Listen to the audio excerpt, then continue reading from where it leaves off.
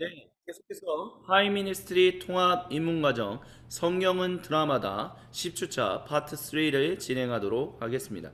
그래서 성령님과 매일의 일에 대한 관점에 대해서 계속해서 말씀을 드리도록 할게요. 그래서 성령님과 매일의 일에 대한 관점 이제 연결성에서 특징이 첫 번째는 이제 성령님은 우리의 성품을 그리스도를 닮는 것으로 이제 변화시키시면서 이게 성령님의 열매다라고 얘기를 해요. 그래서 세상에서 우리의 일에 어떤 거룩한 신성한 동기를 divine이라고 이제 영어에서 얘기하는데요. 그 동기를 이제 부여합니다라고 얘기를 해요. 그래서 성령님은 주된 어떤 초월적인 경험, 어떤 엑스타시적인 경험만을 위해서 주어지는 것이 아닌 우리로 하여금 하나님 나라의 영원한 삶과 일을 위해 이 땅에서 이미 먼저 그것을 누리며 살아갈 수 있게 하도록 주어지는 것이다라고 볼 교수님이 얘기합니다. 그래서 무엇이 우리를 동기부여하는가라고 얘기했을 때 이제 우리를 이제 동기부여하는 것이 외부적인 어떤 것으로는 이제 규칙 그리고 그 규칙을 부여하는 이제 원칙이라는 게 있죠. 하지만 그 규칙을 이제 세우는 데 있어서 어떤 이성적인 게 있잖아요. 이성적으로 그게 규칙이 옳다 그르다 합당하다 합당하지 않다 뭐 이런 게 있는데 그런 이성을 우리 구성하는 이제 가치가 우리의 내재되어 있는 거죠. 근데 그 가치에 이제 영향을 끼치는 게 이제 덕목이라는 게 있어요. 그래서 책임감. 그러니까 이성적으로 이게 합리적이다, 비합리적이다 뭐 이런 것들을 이제 구성시키는 더 내부적인 것에는 이제 자원, 책임감이라는 게 있는데 여기에 이제 이 내적인 것. 그래서 이곳에 성령님이 우리에게 재능과 은혜를 부으심으로 말미암아 우리로 하여금 이제 덕목 성령님의 9가지 열매를 이제 맺을 수 있게 하심으로 말미암아 그것을 가지고 우리가 어떻게 살아가야 할 것인가에 대한 가치를 우리는 무엇을 중요하게 여기며 살아갈 것인가라는 가치를 이제 형성하게 되고 그걸 통하여 우리 삶의 이제 원칙을 세우고 그것을 통해서 이제 규칙을 만들어 간다라고 폴 스티븐스 교수님이 얘기해요. 그러니까 성령님이 일하시는 것은 바로 이 안에 재능과 성령님의 달란트 또는 은사, 은혜를 부으신 말미암아 우리에게 성령님의 열매를 맺게 하고 그러므로 인하여 우리가 가치를 하나님 나라 백성의 가치를 형성하여 그것을 가지고 원칙들을 이제 만들어 나가는 것이다. 이렇게 우리는 동기부여 받는다라고 폴 스티븐스 교수님은 이야기합니다. 그래서 성령님은 이제 우리에게 권한을 위임하시고 임파워먼트라고 얘기합니다. 은혜를 주시고 내적인 갱신을 주시는 분이다라고 이제 얘기를 해요. 그래서 성령님의 열매에 대해서 이제 사랑, 즐거움, 평화, 인내, 친절한, 선함, 신실한, 점잖음, 자기 절제 뭐 이렇게 우리가 얘기하고 있는데요. 이거에 대해서 이제 제임스 휴스턴 리전트 칼리지의 이제 초대 학장이시고 설립자 중에 한 분이시며 영성신학 교수로서 지금도 95살 만 95살이신데 계속해서 활동하고 계신 제임스 휴스턴 교수님이랑 같은 경우는 하나님의 지식과 연결되는 하나님과 나와의 관계, 하나님 백성인 나와의 관계에 있어서 열매를 맺게끔 하시는 것이는 사랑과 즐거움과 평화가 있고 다 이웃과의 관계에 있어서 이제 우리가 맺게 되는 성령님의 열매는 인내와 친절함과 선함. 여기서 말하는 선함이라는 것은 좋음을 얘기하는 거죠. 좋은 것 또한 좋은 것이라는 것은 다른 표현으로 한다면 아름다운 것이다라고도 이제 얘기할 수 있겠죠. 아름다움을 그래서 우리는 다른 사람들과의 관계 가운데서 아름다움을 이제 창출하는 여기서 이제 기독교의 예술 어떤 미학이 존재할 수 있는 동안 근거가 있다라고도 말씀드릴 수 있겠어요. 그래서 이제 그런 타인과의 관계에서 이제 그런 것들을 이제 형성해 나가시는 거요. 열매가 있고요. 또한 자기 자신과 관련해서 우리가 나를 향하여 나에게로 수렴되어서 맺게 되는 성령님의 열매는 신실함 그리고 점잖은 자기 절제 이렇게 9가지가 이제 각각 3개씩 있다라고 이제 폴 교수님은 제임스 휴스턴 교수님을 통해서 얘기를 해요. 그래서 우리 안에 이 가운데서 이제 프리마티코스에서 이제 폴 스티븐스 교수님의 이제 일터 영성을 다룰 때 이제 이런 부분들을 이제 다루게 되는데요.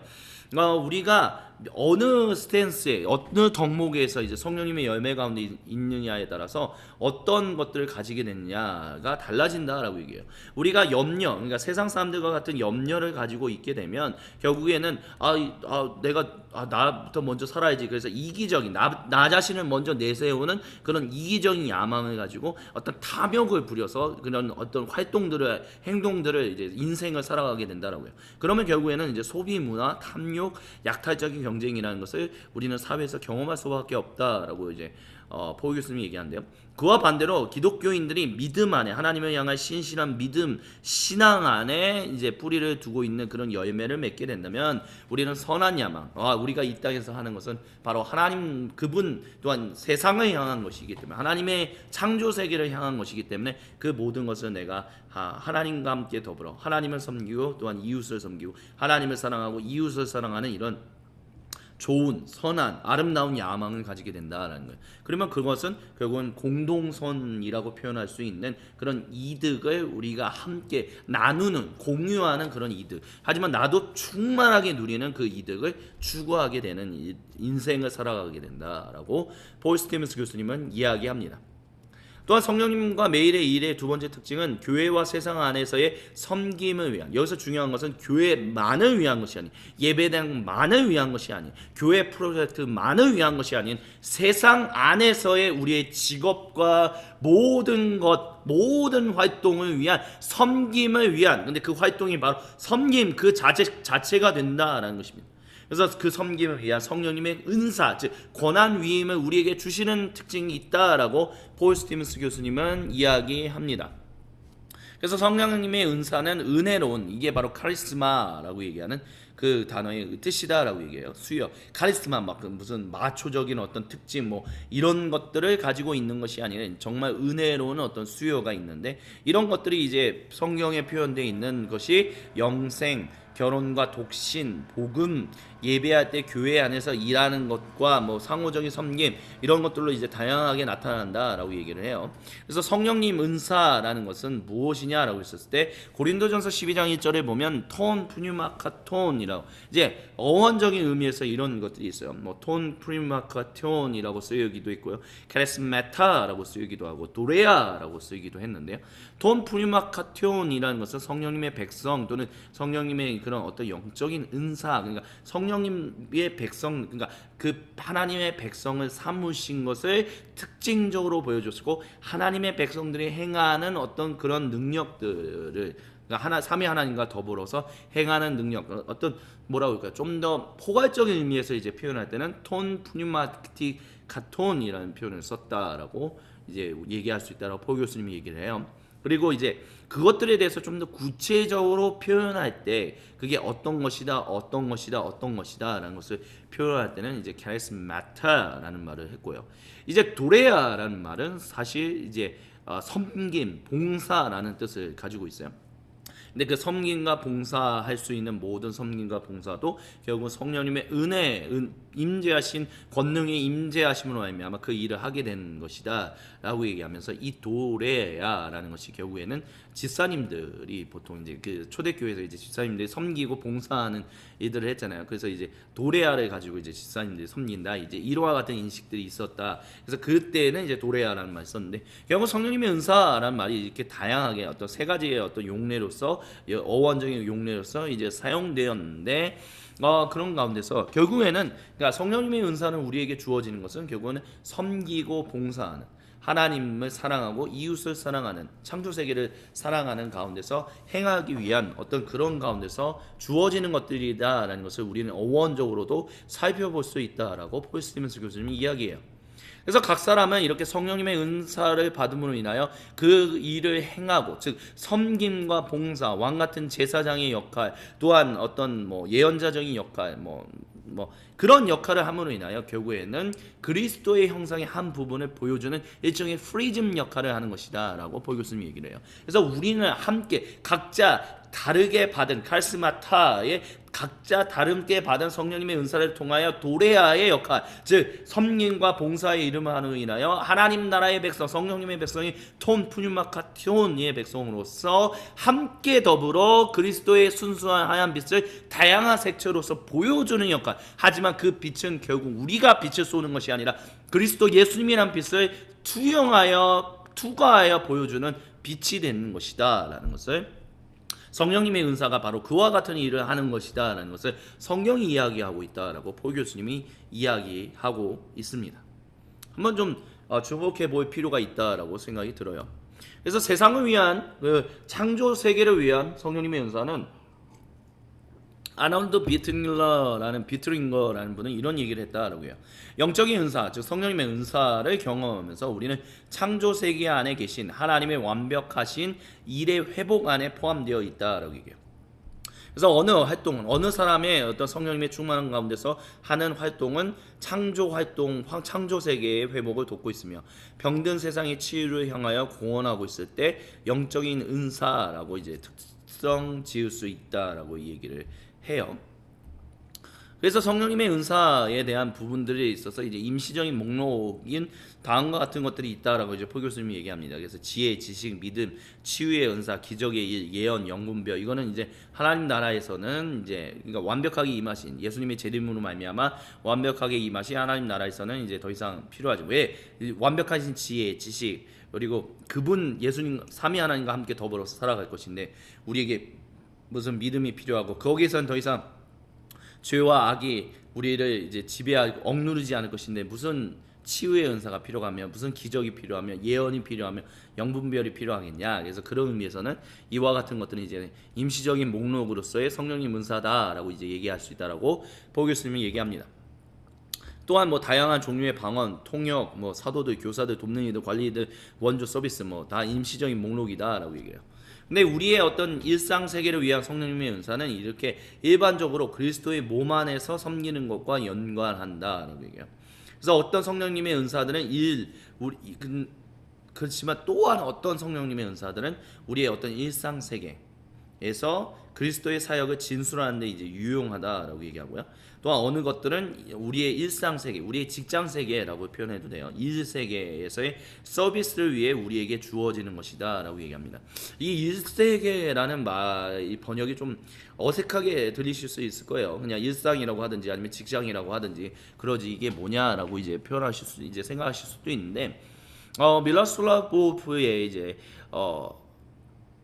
성령님과 관련해 성령님과 이 일이라는 이제 한 1년 전에 그러니까 작년에 아마 번역돼서 출간 IVP를 통해서 이제 출간된 것으로 제가 기억하고 있는데 그 책에는 이제 일 세계라는 말을 이제 쓴 걸로 제가 본 것 같아요. 그러니까 일 세계라는 말 자체가 이제 미로슬라브 볼프라는 교수님은 이제 조금 기존에 사용해왔던 뭐 근대주의, 후기 근대주의에서 사용해왔던 뭐 근로세계, 뭐 근로자들, 뭐 아니면 노동자들, 노동세계 이런 표현보다는 좀 더 중립적인 의미 그리고 온전한 의미에서의 그 의미를 좀 더 표현하기 위해서 일이라는 이제 work라는 말을 이제 사용했었거든요 영어로. 근데 그거를 이제 있는 그대로 아마 좀 존중해서 아마 번역자가 그거를 그대로 번역을 했던 것 같아요. 그래서 일세계라는 말. 그래서 근로자, 뭐 직장, 뭐 노동자, 노동 그런 표현들을 이제 쓰지 않은 것이 어떤 왜 그랬는가라고 있었을 때 이제 미로슬라브 볼프 교수님이 이제 저술하신 성령님과 일이라는 책에서 그와 같은 기원들이 좀 등장하고 있다는 것을 좀 한번 살펴볼 그게 이제 어색하시면 그 기원이 무엇인지 그 책을 좀 읽으시면 도움을 얻으실 수 있을 것이다라고 말씀드릴 수 있겠어요. 그래서 이제 이런 성령님의 은사라는 것에 있어서 우리가 가지고 있는 것들의 이제 신화적인 측면들이 있는데 그런 게 어떤 것이 있냐라고 했었을 때 이제 돈 윌리엄스라는 분이 이런 얘기를 했다라고 해요. 당신이 그리스도인이 되었을 때 당신은 특정한 어떤 영적인 은사를 이제 가지게 된다라고 이제 하고요. 당신은 당신의 영적 은사를 발견해야 하고 당신의 은사는 당신의 정체성을 묘사하고 당신의 영적 은사를 경험하는 것은 당신 개인의 성취를 위해 중요하고 모든 은사들은 평등하게 창조되었고 당신은 당신이 갈망하는 것들을 구할 수 있으며 은사는 당신의 몸 안에서 작동하기보다는 당신 안에 있다. 뭐 이런 어떤 신화적인 것들이 있다라고 이제 얘기를 하고요. 또 여섯 번째로는 좀 더 탁월한 은사들은 개선된 영성의 증거고 은사는 회심 때 주어지며 당신 생애 내내 바뀌지 않고 은사는 교회의 일치를 위협한다. 이런 신화들이 있다라고 얘기해요. 근데 이와 같은 이제 신화들이 뭐 옳은 것들도 있을 수도 있고요. 그러니까 근데 조금 옳은 배경 안에서 잘못된 표현들이 이제 나타나는 것들도 있고 아예 완전히 좀 잘못되게 표현. 그러니까 이와 같은 표현들은 좀 성령님의 은사를 표현하는 데 있어서 우리로 하여금 잘못 이해하게끔 만드는 어떤 잘못된 어떤 개념들이다라고 이제 포 교수님은 이제 이야기를 해요. 그래서 성령님과 매일의 일은 우리가 이제 일할 때 탁월함과 열매 맺음의 더 높은 단계로 이제 우리가 일을 그렇게 할 수 있도록 창조적인 우리의 재능들에 이제 기름을 부은다라고 이제 이야기를 해요. 이게 무슨 얘기냐면 구약 성령이 이제 성막 성전을 이제 만들었던 부살레를 통해서 이제 장막 성전을 만들었던 부살레를 통해서 이제 얘기할 수 있는데 일단 여기서 말하는 재능이라고 했었을 때 이제 달란트라고 했었을 때 그 달란트의 이제 적용이 오늘날 우리 20세기 21세기 성도들인 우리는 이제 달란트라고 한다면 이제 교회에서 사용하는 어떤 것 또는 뭐 그런 것들로 이제 사용하게 되고 그 또한 이제 세상 같은 경우는 이제 달란트를 개발해야 한다 뭐 이런 것들 많이 하죠. 그거를 이제 인류의 어떤 잠재적인 어떤 잠재성을 이제 끌어내는 이제 잠재적인 능력을 끌어내는 어떤 운동으로서 달란트를 개발해야 한다 이렇게 이제 표현을 하고 있어요. 그래서 우리로 하여금 이제 오늘날 이제 우리 같은 경우는 이제 달란트 이제 세상에서 하는 우리의 달란트를 이제 개발해야 합니다. 잠재성을 이제 개발해내야 합니다. 이런 식의 인식을 이제 좀 교회 이제 어느 성도님들 뭐 분들은 이제 원하지 않으시죠. 그러다 보니까 이제 달란트는 그저 교회 봉사를 위한 어떤 것 이런 식으로 이제 이렇게 국한시켜서 생각하는 게 되는 경우들이 20세기, 21세기 교회 가운데 많이 일어나고 있다라고 포 교수님이 얘기합니다.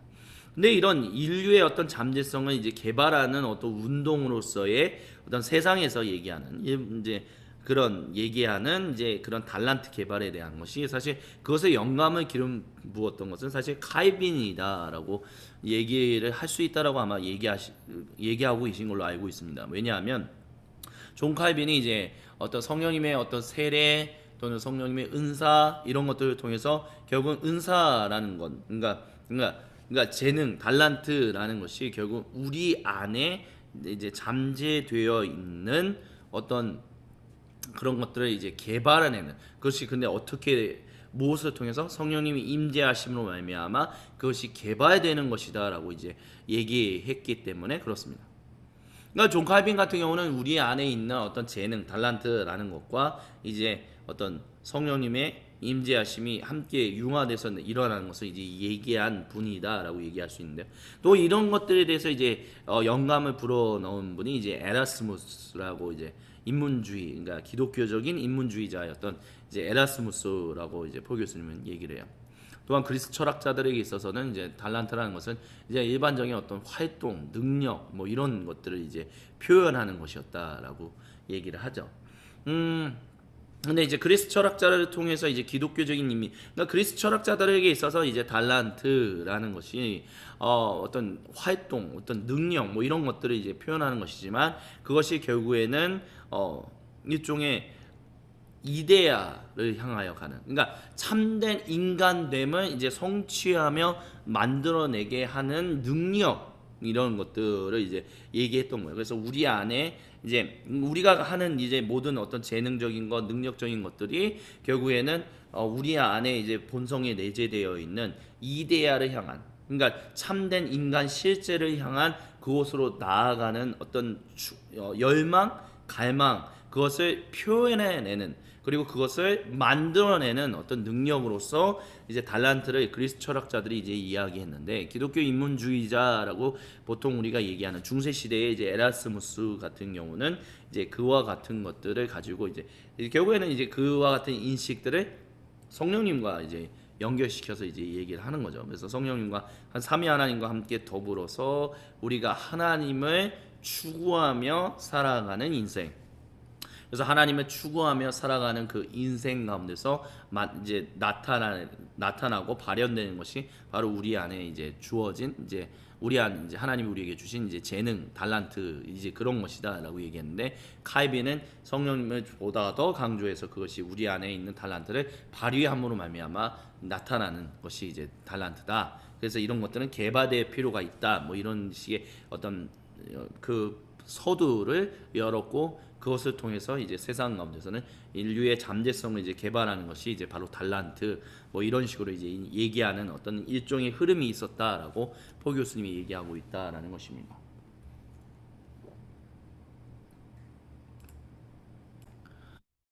예, 그런데 이제 제가 이제 설명드린 것 가운데서 이제 조금 수정해야 할 부분이 있어서 왜냐면 이제 제가 설명드리다가 조금 놓치는 부분이 있는 것 같아서 이 부분과 관련해서 이제 포 교수님이 이제 저술을 하셨던 이제 The Complete Book of Everyday Christianity라는 곳에서 달란트에 대한 고찰을 이제 쓰셨는데 거기서 조금 이제 이제 제가 방금 전에 설명드렸던 것과 조금 다른 부분을 하나 좀 말씀드리기 위해서 조금 좀 설명을 드리고자 합니다.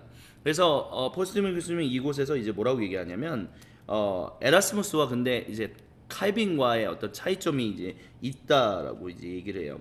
그래서 뭐라고 얘기하냐면 종교 개혁 시대에 이르러서 이제 인문주의 신학자인 이제 에라스무스와 다른 이들은 에라스무스와 같은 이제 입장에 있던 사람들은 자신의 본성에 적합한 라이프 스타일을 선택해야 한다라고 촉구했다라고 얘기해요.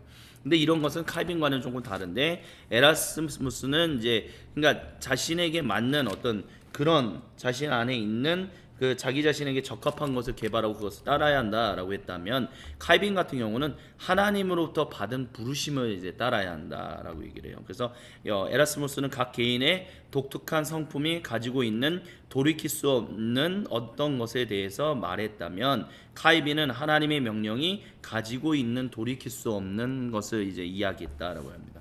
그래서 이거를 이제 가볍게 간단하게 설명한다면 에라스무스 같은 경우는 자신의 본성을 이제 따르기 위해서 자신에게 잘 맞지 않는다라고 생각하는 수도사 서원을 포기하고 학자가 되었다라고 하고요. 반대로 칼빈은 자신에게 가장 자연적이라고 판단했던 길을 버리고 하나님의 부르심에 순종하여 이제 종교개혁가가 이제 스위스 취리히에서 되었다라고 얘기해요. 그래서 에라스무스와 동시대의 인문주의자 운동 그룹들에게 한 달란트 받은 사람이 저주받았던 이제 성경의 이제 그 비유는 자신의 삶을 극대화한 데 이제 실패했기 때문이다라고 하고요. 칼빈에게 있어서 한 달란트 받은 사람이 저주받은 것은 주인이 요구한 것을 하지 않았기 때문이다라고 얘기해요. 그래서 이런 근데 이제 포 교수님이 이제 성경적인 달란트 이해는 자신이 이제 생각했을 때는 이 두 가지 해석을 포함하고 또 초월한다라고 얘기했다라고 합니다.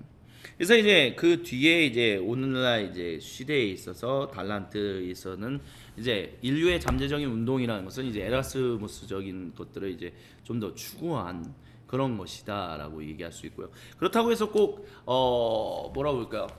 존 칼빈의 그것이 뭐 완전히 뭐 달란트 재능과 관련해서 어떤 인류의 잠재성이라는 부분에 있어서 영향을 끼치지 못한 것은 아니다라는 것은 그러니까 그것과는 관련이 없다라는 것은 아니에요. 무슨 얘기냐라고 한다면, 그러니까 방금 전에 말씀드렸던 것처럼 에라스무스라는 것은 자신 안에 있는 내면의 목소리를 따라야 한다. 그래서 자신의 본성에 충실해야 한다. 그게 왜 하나님이 우리에게 주신 것이기 때문이다라고 얘기했다면, 존 칼빈 같은 경우는 아니다. 내 자연적인 본성이 아닌 하나님이 나에게. 왜냐하면 자연적인 본성이라는 것 자체가 이미 타락했는데 거기서 무엇인가를 찾을 수 있겠냐라고 이제 얘기하면서 진정한 우리의 어떤 하나님이 우리에게 부르시는 그 부르심, 그래서 우리를 회복하시고 갱신하셔서 새롭게 하시는 그 목소리를 이제 따라가야 한다라고 얘기했다는 거죠. 근데 에라스무스라든지 아니면 칼빈이라든지 결국에는 그러니까 에라스무스도 내면에서 일어나는 목소리, 너의 자연적인 그거를 자연성으로 얘기했다면 칼빈 같은 경우는 하나님이 주시는 목소리라고 하면서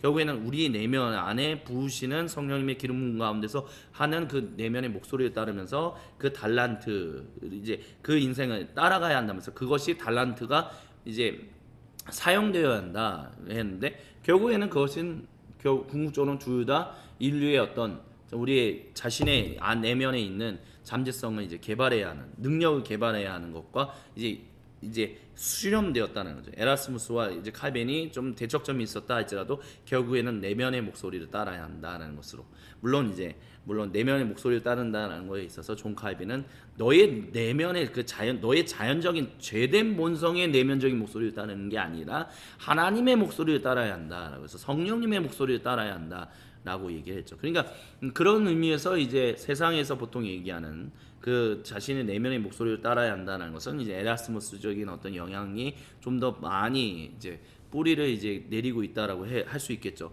하지만 그렇다고 해서 에라스무스가 어떤 무슨 성령님이나 이런 것들을 완전히 배제한 것이냐라고 얘기했을 때 그런 것은 아니다라는 것을 우리가 좀 기억하실 필요가 있어요. 왜냐하면 기독교 인문주의자였던 에라스무스 같은 경우도 결국에는 온전한 그리스도인으로서의, 즉 회복된 그리스도인, 그리고 회복된 그리스도인이다라는 것은 결국은 삼위 하나님과 함께 더불어서 살아가는 존재라는 기본적인 바탕 인식을 가지고 있었기 때문에 그래요. 그런 차원에서 에라스무스라는 같은 경우는 계속해서 성화되어져 가는 존재로서 삼위 하나님과의 깊은 어떤 관계 가운데 있는 자는 당연히 깊어져가는 성숙한 그리스도인의 삶, 성화되는 삶을 이제 살아가게 되는데, 그 성화되는 사람에게 있어서 자신의 내면의 어떤 자연적인 본성, 그거는 당연히 회복되는 것이기 때문에, 그렇기 때문에 자신의 어떤 내면의 본성을 따라가야 한다라고 이제 얘기했다는 거죠.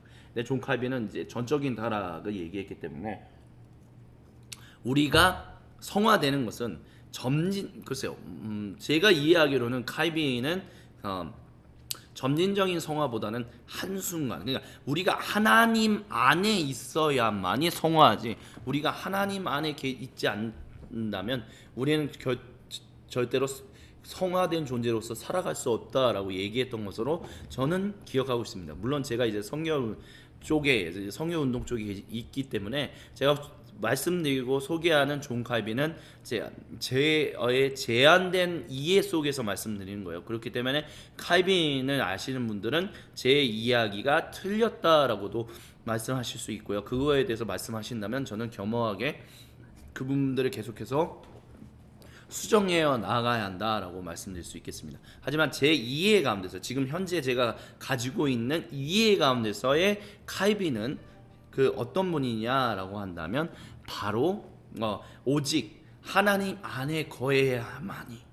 하나님 성령님 안에 삼위 하나님 안에 있어야만이 진정한 우리가 거룩한 존재로서 살아갈 수 있는 거지.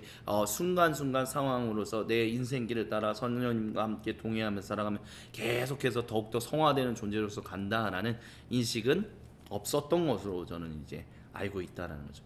하지만 그럼에도 불구하고 그러니까 에라스무스는 일종의 어떤 점진적인 성화를 얘기하는 어떤 그런 가운데서의 자연적인 목소리를 따라가야 한다라고 얘기했다면, 칼빈은 항상 하나님 가운데 있어야 한다라는, 그곳에 있어야만이 우리는 거룩한 존재로 살아간다, 성화된 존재로서 살아간다라는 어떤, 굳이 표현한다면 순간적 성화를 얘기했다면, 근데 어찌 됐든 중요한 것은 성화된 존재로서의 하나님이 우리에게 주신 그 재능과 달란트가 발휘되어야 한다. 그런 어떤 잠재성의 발휘, 그런 것들이 결국에는 영향을 끼쳐서 오늘날에 우리가 세상에서, 그러니까 기독교 아닌 세상에서 달란트, 인류의 어떤 잠재성, 너의 목소리를 따라 너 안에 있는 잠재성을 발휘해 나가야 한다라는 그 이야기에 영향을 끼치는 그런 어떤 모태가 되었다라는 것을 우리가 이야기할 수 있을 거라고 저는 그렇게 말씀드리고 싶습니다. 네, 그래서 이제 이 재능에 대한 부분을 조금 길게 설명을 드렸고요. 그래서 이제 자연적, 이제 인문주의 에라스무스 같은 경우는 이제 자연적 재질과 같은 이제 재능들, 달란트를 이제 얘기했고요. 아우구스티누스나 루터, 칼빈, 청교도들은 이제 신성하게 기름 부음 받은 생명의 길과 같은 재능을 이제 얘기를 했어요.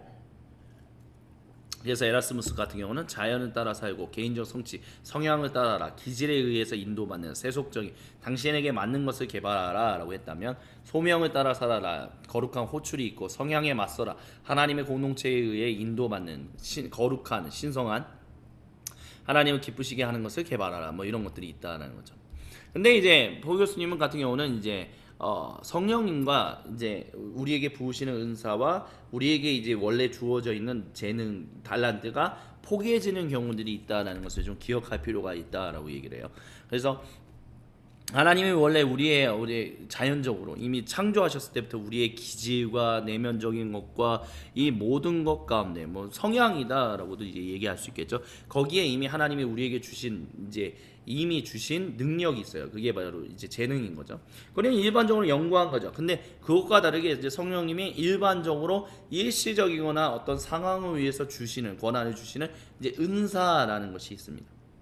그러니까 그런 것들은 이제 일시적이고, 그래서 예를 들어서 방언 기도를 하다가 어떤 분이 이제 방언 기도를 이제 더 이상 하지 못하는 그런 분들도 이제 우리가 경험적으로 이제 오순절 계통에 계신 분들은 이제 그런 분들이 있다라는 것을 이제 알고 계신데요. 그런 분들은 이제 보통 이제 그런 고민을 이제 털어놓으면 주변 교회의 성도님들이 너 성령님의 임재가 떠났기 때문이야. 빨리 다시 성령님의 재충만 가운데 들어가야 돼. 그래야 너는 계속해서 방언을 말할 수 있어. 뭐 이렇게 얘기하는 경우가 있는데 그거는 이제 조금 오해가 있는 것이다라고 이제 포 교수님이 얘기하실 거예요. 왜냐하면 이 그런 경우는 이제 어떤 특별적인 상황, 어떤 일시적인 것 가운데서 이제 방언이나 통역이나 예언 같은 것들이 그 주어지는 것이고 이제 성령님의 권한을 이임하셔서 이제 일어나는 일들이다라는 거예요.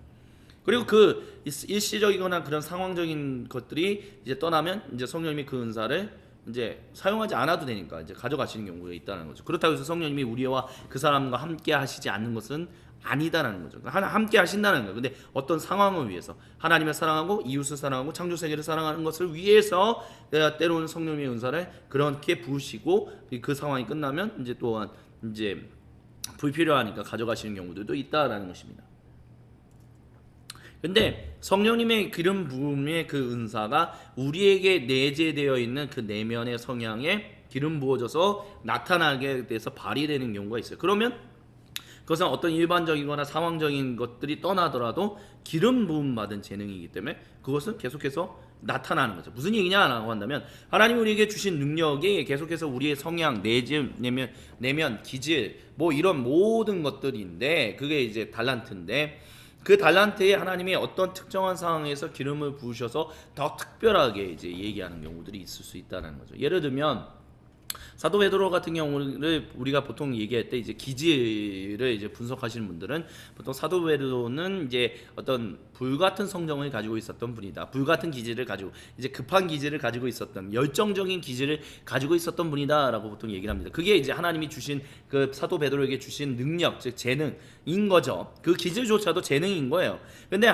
성령님이 그에게 기름 부으셨을 때 그가 특별하게 설교, 특별히 사도행전에서 얘기하는 그 설교 가운데서 그가 열정적으로 설교할 수 있었고 그래서 수많은 어떤 뭐 3,000명, 5,000명. 근데 베드로의 인생 역사상 계속해서 매 순간 설교할 때마다 막 3,000명, 5,000명이 갑자기 막 물세례를 받고 회심하는 일이 일어났던 것은 아니거든요.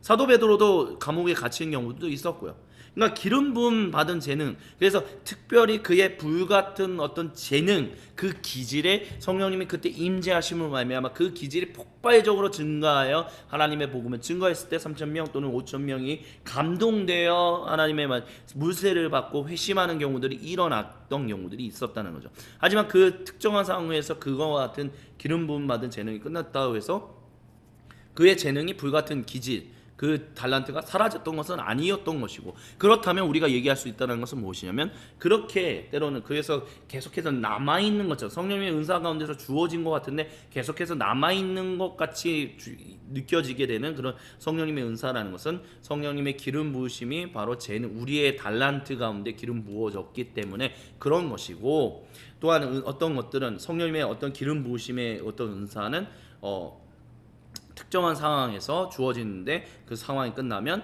그것이 사라지는 경우들도 있다라는 거. 그렇기 때문에 이런 것들에 있어서 혼동이 없었으면 좋겠다라는 차원에서 이제 포 교수님이 얘기하고 있다. 이와 같은 측면들을 얘기하고 있다라고 말씀드릴 수 있겠어요.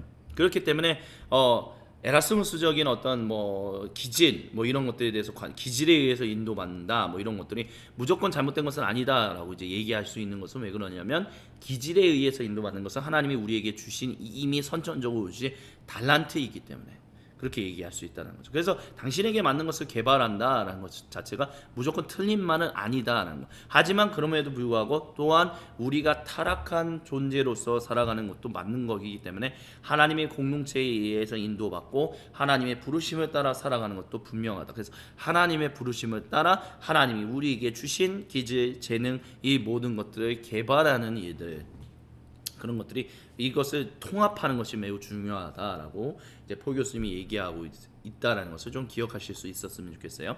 그래서 1세기에 우리의 어떤 1세기에서 성령님이 우리에게 주시는 은사는 결국에는 이런 목적들이 있다라는 거죠. 하나님과의 친교, 성품의 변혁, 우리의 활동, 상호적인 순종, 또한 공동체의 건설, 창조성을 위해서 주어지는 것이다라고 하고요. 미로슬라브 성령님 안에서 일이라는 책에서 이분은 이런 얘기를 했어요. 성령님은 단순히 종교적 경험의 성령님만이 아닌 세상에서 관계하시는 성령님이다라고 이야기했다라고 합니다. 또한 성령님은 우리의 일에 이제 즐거움을 가져오시는 분이에요. 그래서 요한복음에서 예수님이 우리에게 내가 너희에게 이런 말을 한 것은 내 즐거움이 너희 안에 있게 하고 너희 즐거움에 충만하게 하려는 것이다. 뭐 세번역 성경 같은 경우는 기쁨이다라고 했지만 저는 조이라는 말을 좀 표현하는 데 있어서 적절한 우리말 번역은 즐거움이다라고 생각했기 때문에 즐거움이다라고 번역을 드렸습니다. 그래서 캐논 스탠리 에반스라는 분은 그리스도인은 하나님 그분 자신에 의해 영구히 창조되었다라는 삶의 즐거움으로 목적 있게 성령님으로 말미암아 삼위 하나님으로 말미암아 성령님에 의해 취했고 다른 말로 한다면 이제 중독되었고 이제 관리되고 있는 존재다라고 이제 얘기할 수 있다라고 얘기를 해요. 그래서 예수님을 위해서 일하는 사람들의 즐거움은 이제 골로새서 3장을 주의했던 특별히 둘로스 종에 대해서 이제 주의했던 알렌 리처드슨 같은 경우는 이런 얘기를 했다고 해요. 바울은 그가 그리스도 안에 있기 전에 세상이 어떠했는지를 알았다라고 해요. 그래서 타락한 세상이었다는 거죠. 경제적인 필요, 부정이 넘치는 힘들고 단조로운 일과 곤란이 계속해서 남아 있고 어떤 고유한 기술과 성품의 제한도 있는 그 세상을 이제 알고 있었다는 거죠. 근데 그리스도 안에 지금 있음으로 인하여 지금 그러한 것들이 이제 그리스도 안에 있음으로 인하여 이전에는 이제 바울을 이제 통제했던 그 모든 것들이 그 통제를 완전히 잃어버리고 있고 그리고 이제는 그가 그의 일에서 비록 경제적인 필요, 어떤 부정함이 넘치고 힘들었고 단조롭고 곤란함도 있고 어떤 뭐 제한받는 것들도 있지만 예수님 안에서 자신이 하는 모든 일들은 즐거움이 가득할 수밖에 없다는 것을 이제 발견. 그리스도 안에 있다면 그런 모든 제약들이 아무것도 아닌 것이 되는 것이 발견했다라고. 그것을 이제 골로새 교회에게 둘로스 종에 대해서 얘기하면서 이제 설명했다라고 알렌 리처드슨은 그렇게 주의했다라고 폴 교수님이 얘기합니다.